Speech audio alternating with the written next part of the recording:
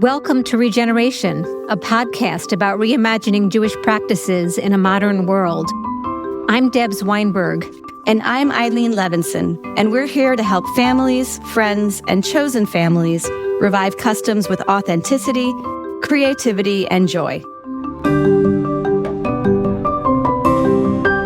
From Shabbat candles to everyday blessings, discover how you can weave new and old practices together across the generations to bring the people you love closer.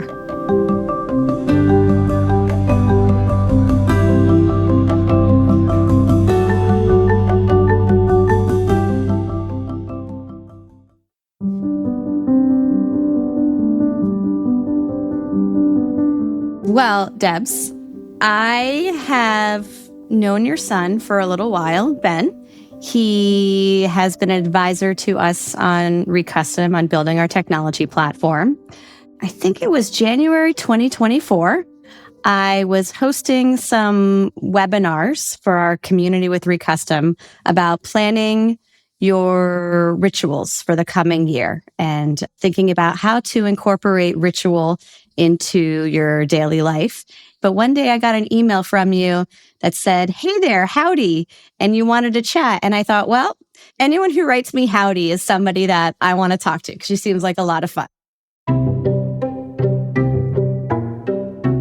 So we started talking, and you told me you were writing a book about ritual, and somehow we very quickly started talking about our lives and our connection to ritual, and we quickly felt that we had a fast friendship developing, and we started thinking of each other as ritual havruta, where we would get together and have these beautiful conversations about the role of ritual in our lives and also making creative family moments and moments of connection. And we really didn't have much of an agenda other than getting to know each other and thinking about how we could both explore meaning making in our lives.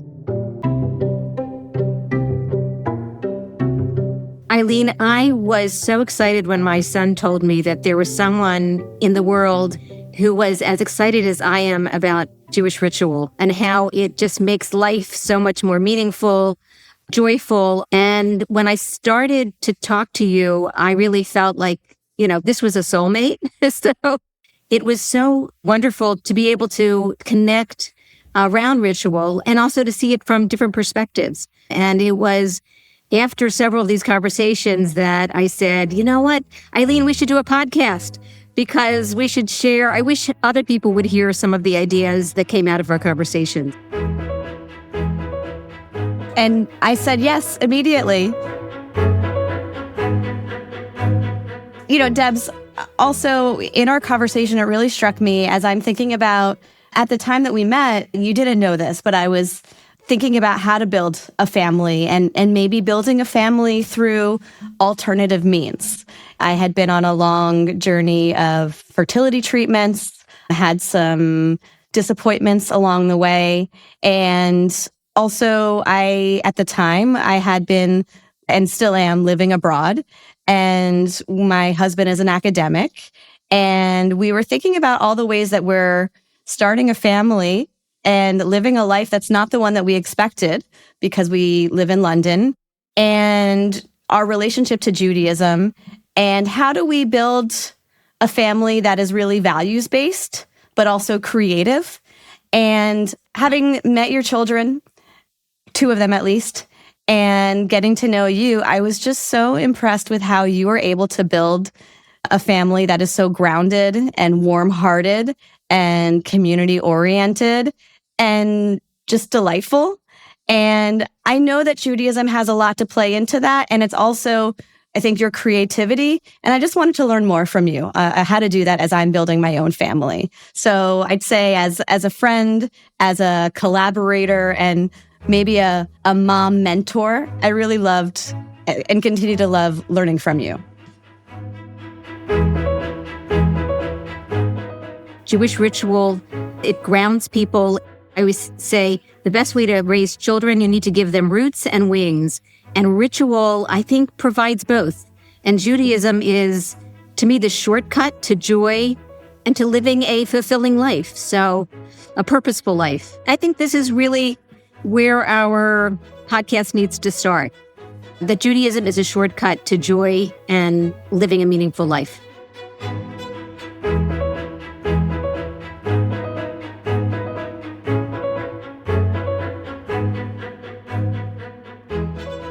So my background, I grew up Reform.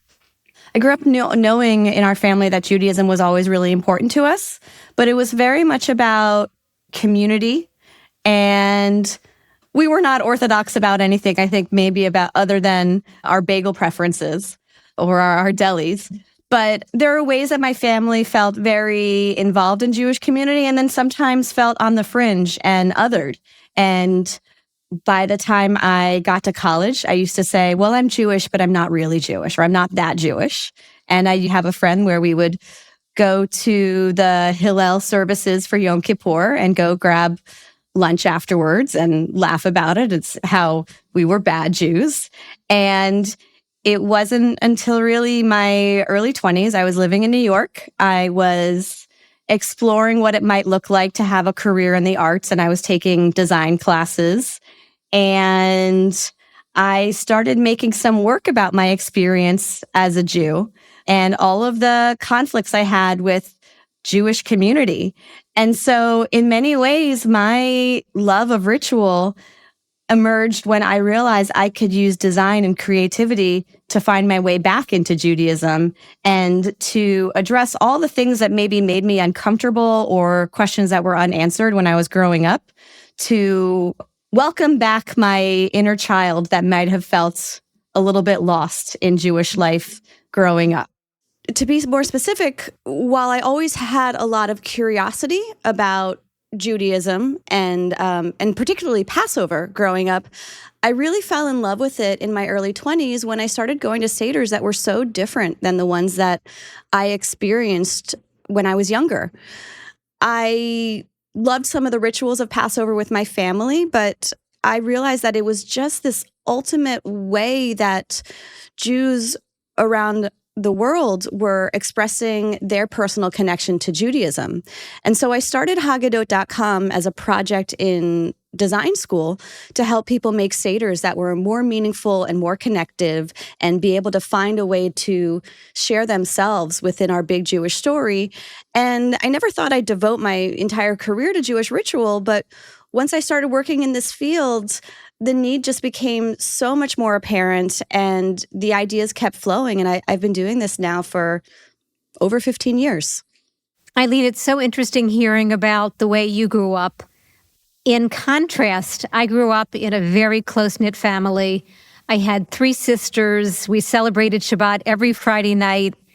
And we lived in this very, very vibrant Jewish community in Baltimore called Pikesville, where the majority of the students in our public high school were Jewish.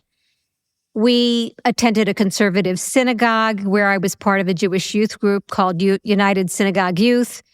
And we celebrated Jewish holidays with our friends and with my family and a very extended family. So we had a cousins club. So we used to get together with 90 relatives for a Passover Seder. So this is how I grew up, with a very strong Jewish identity and with Judaism that was expressed through Jewish joy. But I also knew about loss and tragedy, and that also was a part of my Jewish life. I was named for my father's brother, Herbert Lee, and my mother's sister, Deanna, each who died when they were very young. And every year we had a ritual of going to the cemetery, and there are 60 members, at least, of family members in our cemetery, and we would go to the graves each year to say a prayer.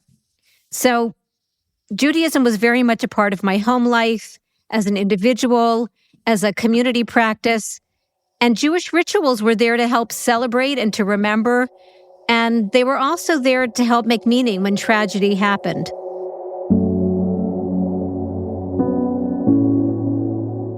It was June 9th, and we were celebrating my husband's birthday with our family in Washington, D.C., and we were driving back to Baltimore.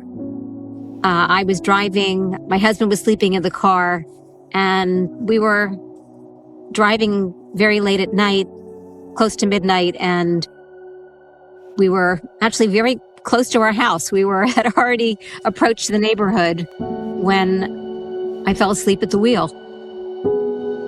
And the next thing I knew, we were suddenly woken up. We had hit a brick wall, and my husband turned to me and said, "Why didn't you wake me up?" And I said, "I just did." And I realized at that moment that we were both fine. We got out of the car. The car had been totaled, and I realized that we were both okay. And so immediately I looked to Judaism to realize in the moment that I was given a second chance on life.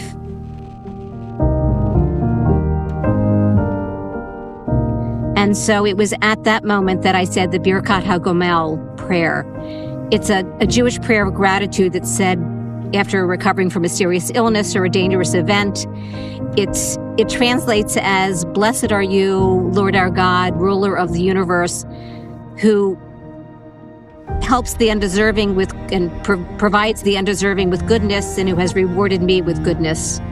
So it's usually said in a minyan, but I have to say at that moment, I just had such gratitude, and I loved that Judaism provided this moment for me to just respond to my being alive and being given a second chance. And it was a turning point for me in my life. I had been retired. It made me realize several days later that I wanted some more purpose in my life. And I decided to apply for the executive director of the Jewish Grandparents Network. It made me realize that, being a grandmother was one of the most important things in my life at the time, and that I wanted to spend my life helping other grandparents raise a Jewish family.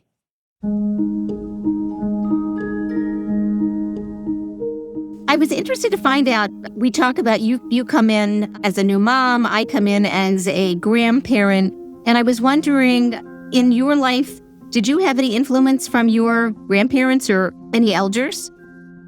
I think the influence of my grandparents was very much their absence.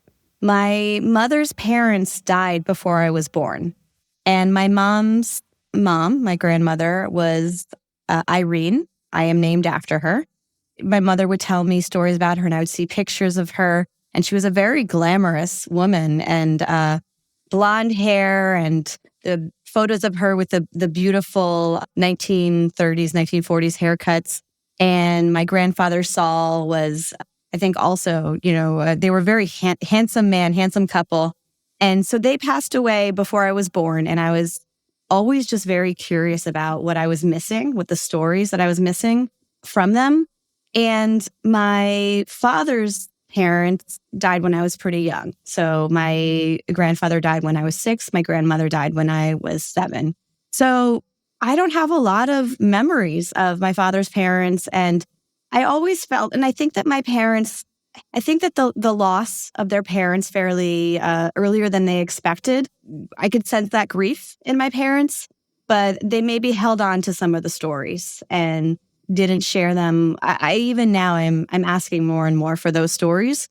So Debs, I have a kind of crazy story about grandparents that I don't know if I ever shared this with you, but I really think it will help you understand just how important grandparents and ancestors and honoring their memory has been to me.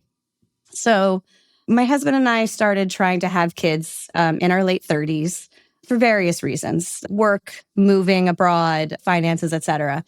And we faced some loss early on in that journey. And then we started doing IVF, and it seemed like everything was going to go really well, had great odds of success. And so many things were going wrong along the way. And I was at a point in my journey where I started doing acupuncture, and I was just holding on to a lot of pain from the experience. And in my first acupuncture session, and this is acupuncture for fertility, but also for stress management, I remember laying on the table and having this experience where I felt this brightness around me. And I felt this sense of connection with everything above and below and beyond me. And I didn't hear this, but I had this sort of knowing of some kind of motherly figure telling me that she was taking care of me and I was going to be okay. We were going to be happy. We were going to be happy.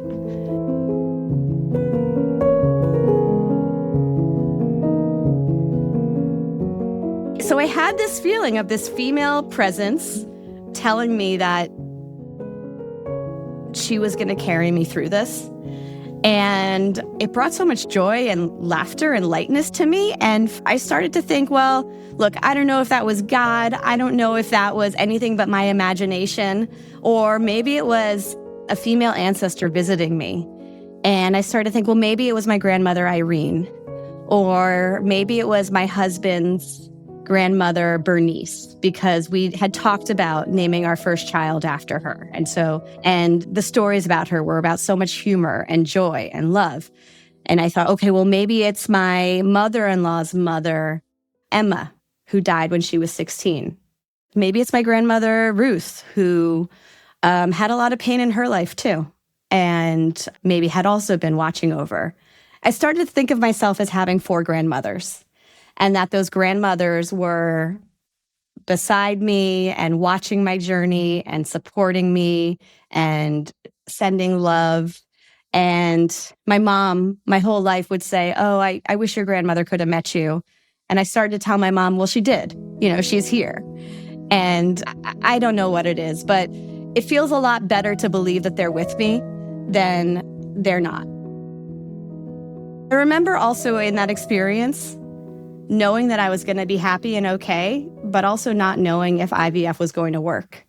And after a long journey of many rounds, IVF eventually failed, to the point where I was told that I probably wouldn't be able to get pregnant, even with IVF. And then a year after that, I actually got pregnant by surprise, naturally.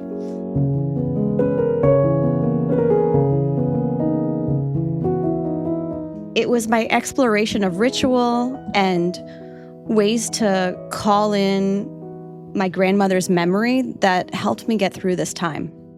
So I don't know if there's grandmotherly intervention, but it's an experience that helped me feel like anything could still be possible.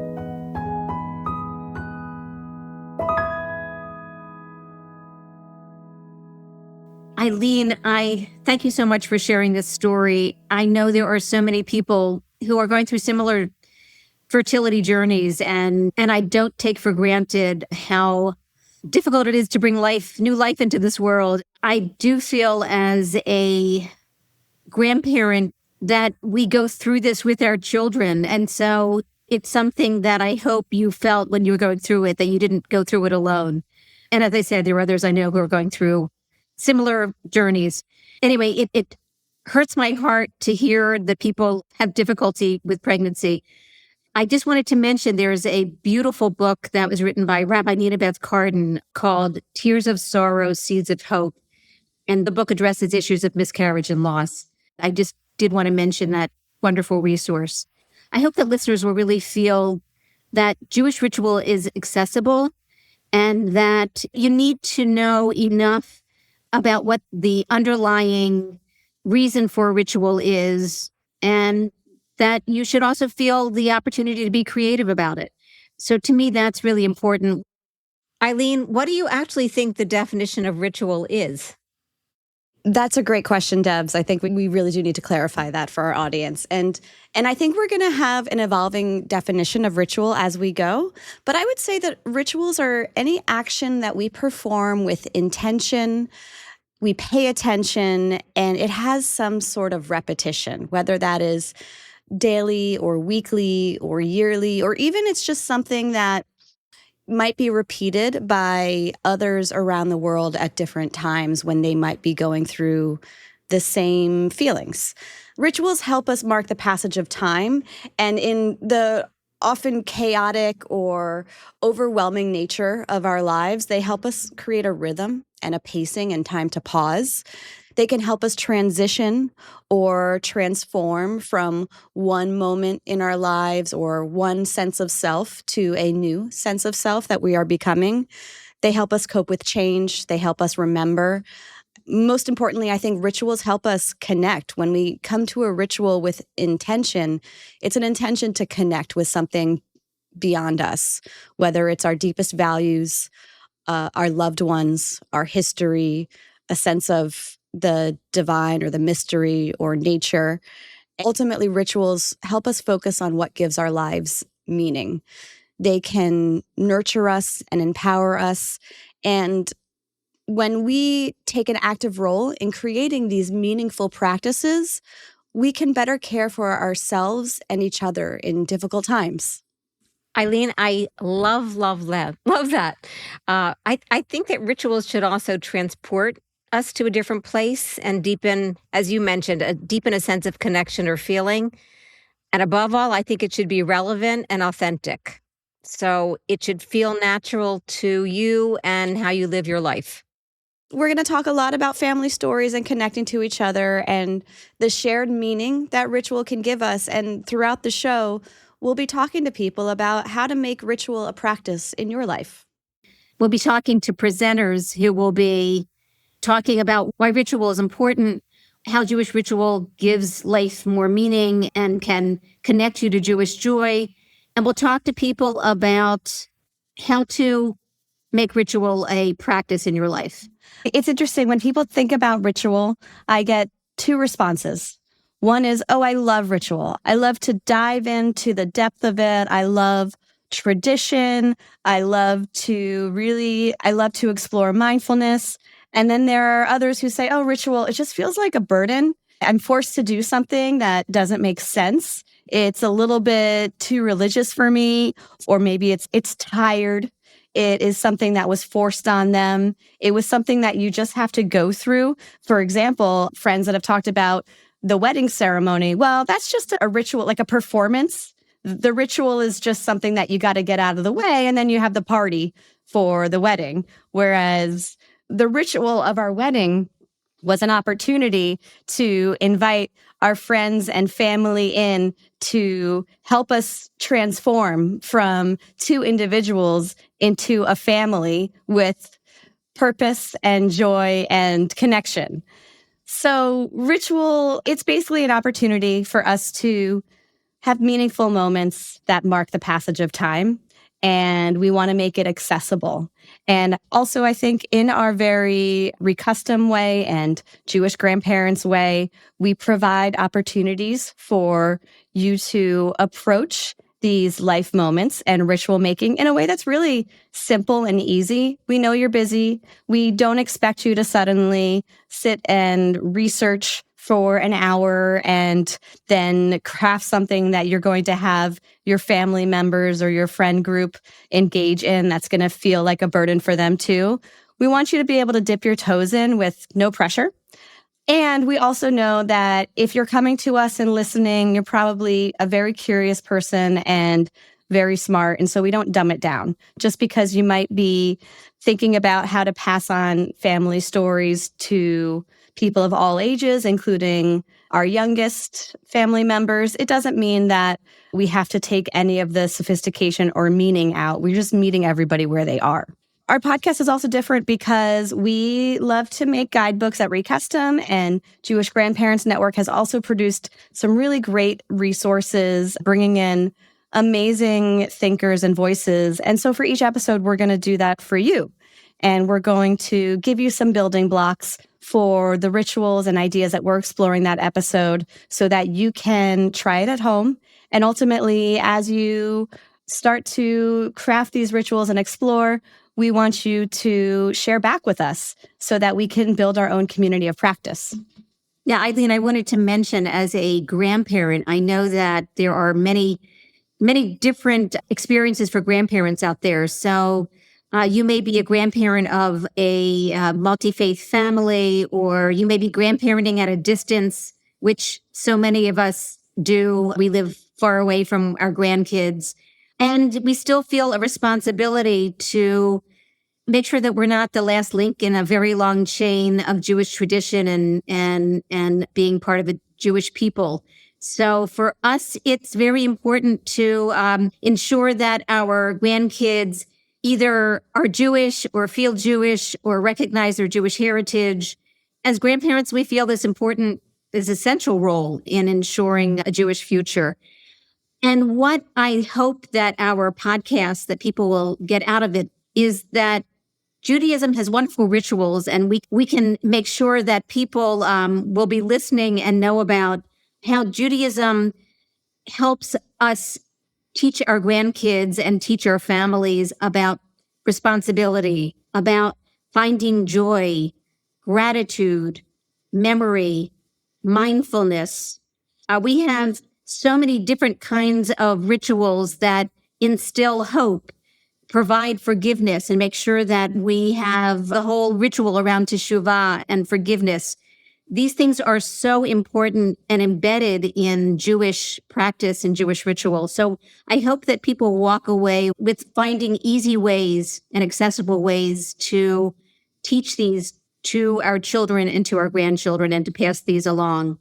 I think ultimately the past 5 or 6 years or so, between the pandemic, working from home, there's political polarization, the acceleration of AI, so many things I think are making us feel really isolated. It's social media. I mean, everybody knows that there's just one thing after another that's, I think, contributing to lives that feel less connected than we'd like, and probably a lot less connected than what we lived in our younger days. And so ritual is needed more now than ever to have these opportunities that we can rely on. Again, our toolkit, our building blocks for bringing people together, finding connection. It could be things that we do in as little as 5 minutes once a week or 10 minutes once a month. And it's not just building your family, it's building your chosen family too. And you can have many different forms of family, and hopefully you have many different forms of family all at one time, between your given family, the support network that you have, the people that you are your extended community, thinking about your neighborhood. There are so many ways that we can build family and relationships through ritual, and we're excited to help you explore that. And if you're a person who is not a parent, is not a grandparent, and maybe just dipping your toes into even understanding Judaism, we're going to make sure that there's opportunities for you to explore building your chosen family that might be Jewish and fill in the blank in a way that works for you.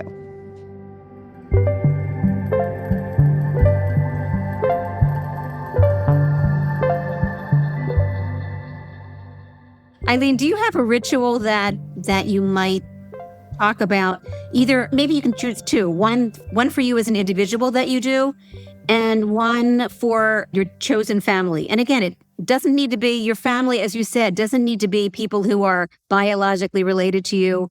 I spend time, we winter somewhere else than our usual home, and we have a chosen family. These are friends that come together, and every Friday night we are together. So tell me, Eileen, what are the two rituals that you want to share? And then I would love to share two as well. Why don't you start? Yeah. So a wonderful friend had told me that she sets her alarm to 6:13 in the morning. And that's what time she wakes up. And it reminds her of the 613 commandments. And I'm like, I love that. So I started doing that. And of course, I kept waking up at 6 a.m. But anyway, at 6:13 was what time I was planning to wake up. And I do a ritual in the morning, which is, I say the Modeh Ani, which is a prayer of thankfulness. And I love it because it starts with thankful am I. I mean, so you start off your morning with gratitude. And then I say 3 things that I am, and I have to say it aloud because I turn to my husband and I say, all right, these are the 3 things that I am thankful for. And then I say to him, well, what are 3 things that you are thankful for? And the more specific that you can be, the better the practice is. So I encourage everyone to start off their morning with thankfulness. As a family, and again, it doesn't need to be biological, although when we are together with my children and grandchildren, we do this practice. And when I am with friends on a Friday night, I also do this practice. And it is something I ask everyone to say something that they did for someone else. And this is around our Shabbat table. It is part of our routine.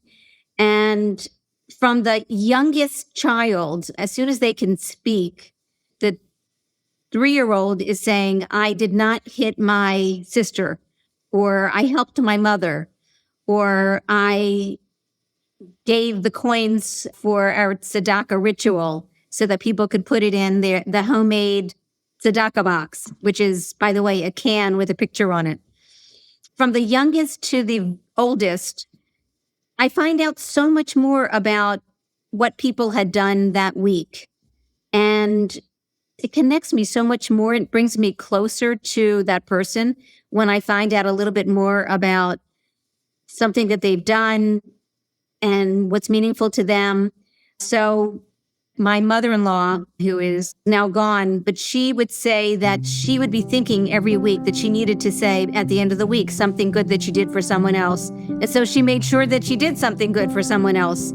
It truly changed behavior, changed attitudes. It is something so simple that we can each do. So I encourage everyone to take on that practice and bring gratitude and bring responsibility into their week. Anyway, to me, that's what Judaism provides, are opportunities for gratitude, opportunities to know about our responsibility to care for others. And it's something easy enough for everyone to do.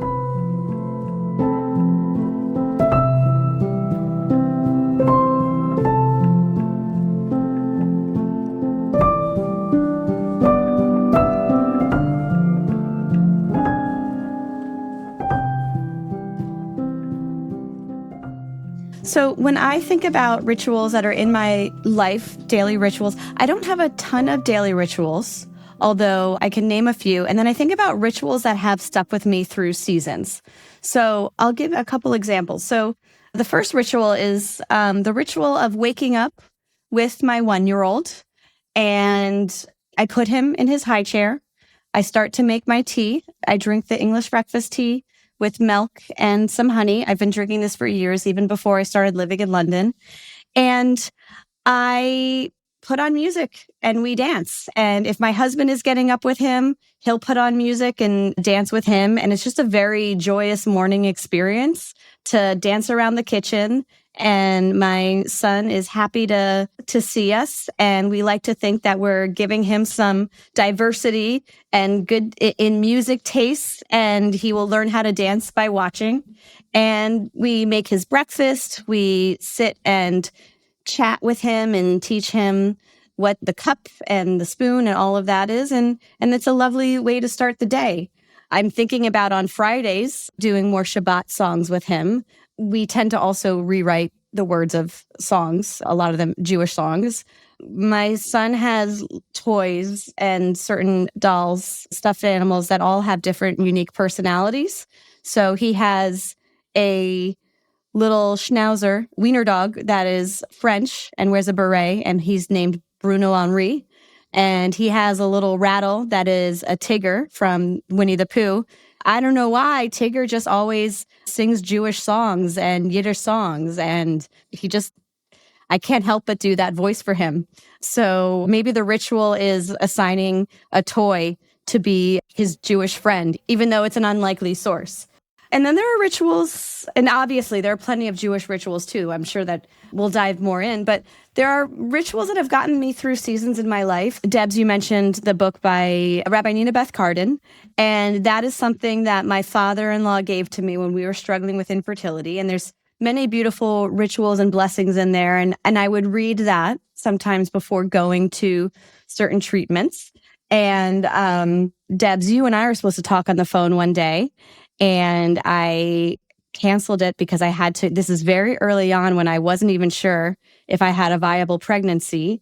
And I was going to a scan that was going to tell me. I wrote a note and I kept it in my pocket, and it said, "Whatever happens, this is a blessing."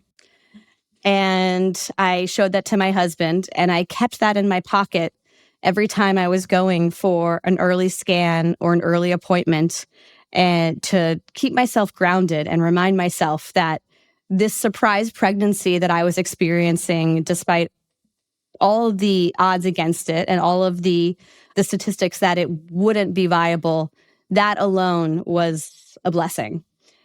And I'll share one more ritual that got me through the times of infertility. And it's a ritual that I did quite a bit since October 7th. And it's something that I bring back from time to time. I found a little vessel, like probably looks like a little bit of like a dish for soy sauce. And I found it as somebody was giving it away at this pottery studio where I was taking a class.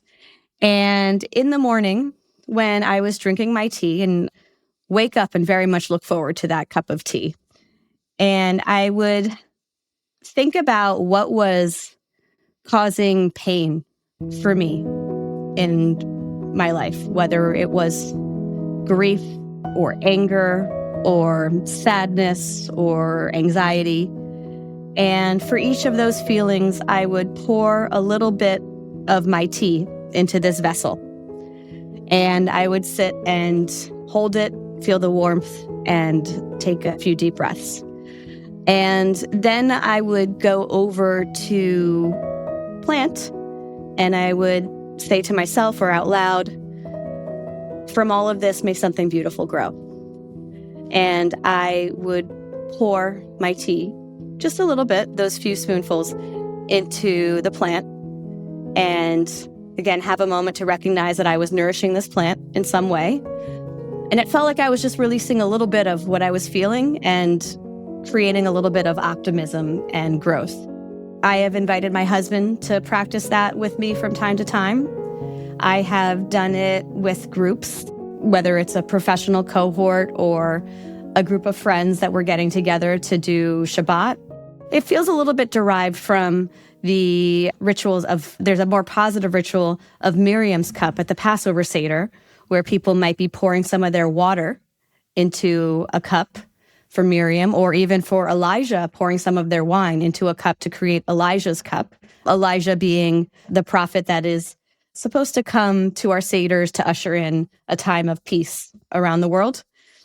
And it's worked really well to bring people together to share just a little bit about, they don't have to get too personal. It can be a word, or people can even just do the part about their hard feelings quietly. But it's a lovely ritual for us all to, again, take what we're feeling individually or collectively, share it with one another, if only in just the intention, and then create a space for hope and growth. That's such a beautiful ritual, Eileen. I love your ritual that really brings hope, and also the idea of bringing people together around it reminds you that you're not alone in all of this. That's important too.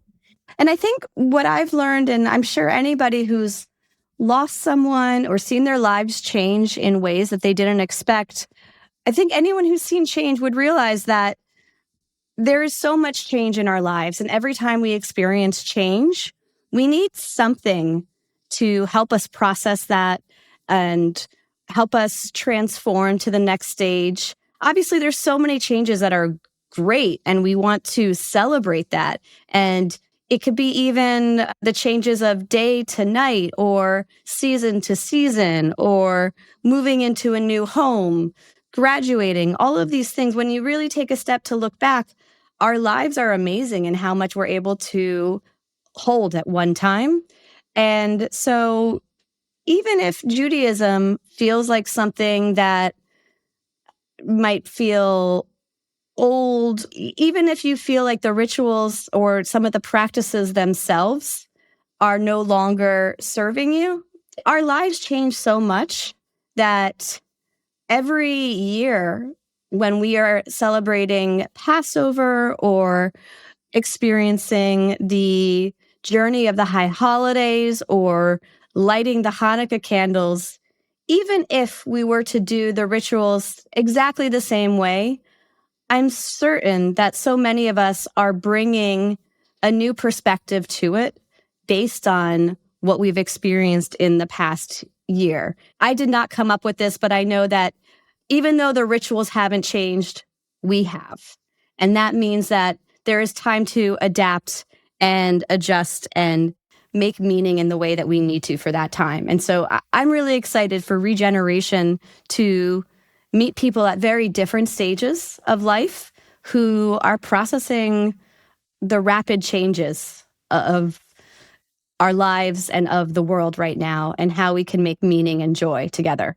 So, Eileen, I know that this podcast is coming out during the counting of the Omer, and I was wondering if there is anything you wanted to share about that ritual that is meaningful to you.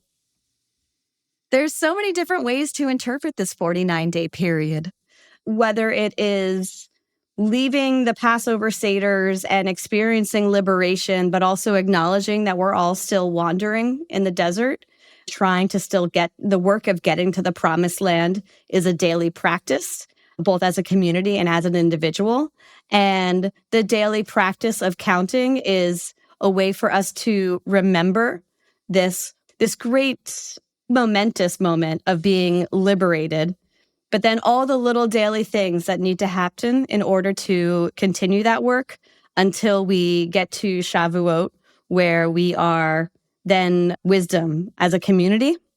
I think that the Omer is a beautiful period for connecting to yourself, connecting to the season as spring starts to develop into summer.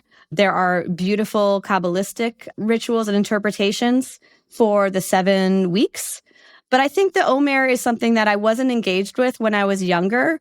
And it's more about a daily practice of checking in and mindfulness as the seasons change. Eileen, you really articulated that well. And I think that listeners should check out our resources and guide, because there are so many wonderful things that are being written about the counting of the Omer, the time between the 2 holidays of Passover and Shavuot. What I love about this idea of the counting of the Omer is, one, that you make each day count, and that there are many opportunities to have a meditation, a daily meditation. They say that if you want to make something a practice, that you should do it for 30 days. And here you have 49 days to actually make it a practice. So I hope our listeners will consider this ritual of counting the Omer and also perhaps saying a meditation. Eileen, just wanted to end by saying how much I appreciate you and our conversations that we've been having together. And I hope that other people who are curious about Jewish ritual will find the joy and the opportunity for reflection with our podcasts. And I look forward to seeing you again and speaking to you again soon. Likewise, Debs, I'm really excited for us to be on this journey together. And I'm so grateful to have you as my ritual Chavruta. And I encourage everyone who's listening to find somebody who might be your ritual Chavruta. And if not, think of us as your ritual Chavruta as you're listening. And I'm really grateful, Debs, to be on this journey of exploration with you. Thanks, Eileen.